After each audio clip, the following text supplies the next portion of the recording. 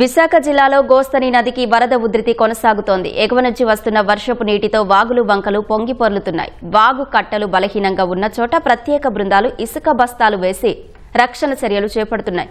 క్షేత్రస్థాయిలో అన్ని శాఖలతో ప్రత్యేక బృందాలు నదీ తీర ప్రాంతం వెంబడి పర్యవేక్షిస్తున్నాయి.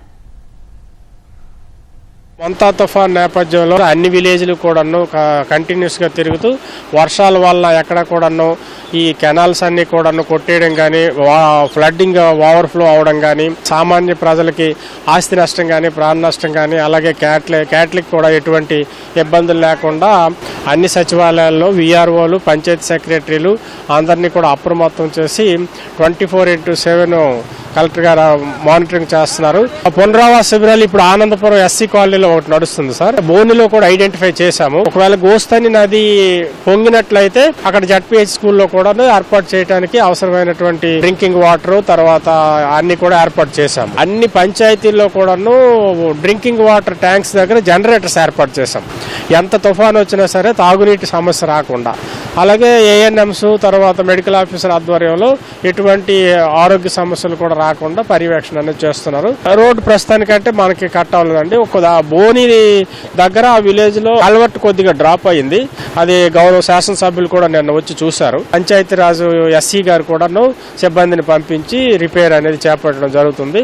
ఇది పెందుర్తి నుండి వచ్చినటువంటి వాటర్ ఓవర్ఫ్లో అవడం వల్ల రోడ్డు కోసుకుపోయింది. ఆకపోకలకి ఇబ్బంది లేకుండా చేస్తాం. ఇది గోస్తని నది వరద ప్రవాహం కొండల్లోని పడిన వర్షపు నీరు తాడిపూడి రిజర్వాయర్ నుంచేమో నేరుగా ఇక్కడికి వదలడంతో ఈ గోస్తని నది ప్రవాహం పెరిగింది. ఈ పాండ్రంకి మిగతా గ్రామాలతోటేమో పూర్తిగా రహదారుల్ని కట్ అయిపోయిన పరిస్థితి ఉంది. ఇక్కడ వంతెన నిర్మాణం ఎప్పటి నుంచో ఈ పాండ్రంకి వాసులు కోరుతున్నప్పటికీ కూడా ఇప్పటి వరకు సాకారం కాలేదు. అదొక ప్రధానమైన సమస్య.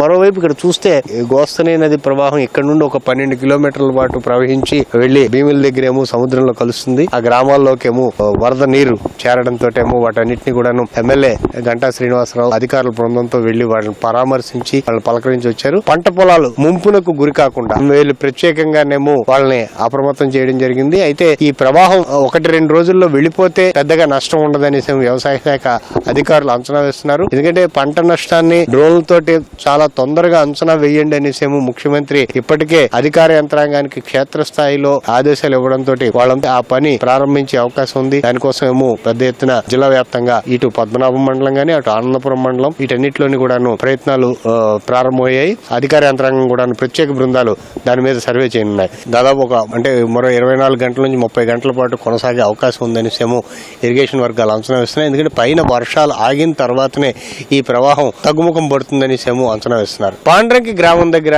ఈ కాజ్వేని పూర్తిగా మూసేయడం జరిగింది. ఎందుకంటే ఇది దాదాపు ఒక 30 గ్రామాలకు ఇటు అటు రహదారి కలిపే కాజ్వే ఇది. ఇక్కడ హై లెవెల్ వంతెన కోసం చాలా సంవత్సరాలుగా ఇక్కడ ఈ గ్రామస్తులంతా కోరడం జరుగుతుంది. ఇది ఈ గోస్తని ప్రవాహం ఎప్పుడు పెరిగినా ఈ ప్రాంత వాసులకు ఎదురయ్యే ఇబ్బంది.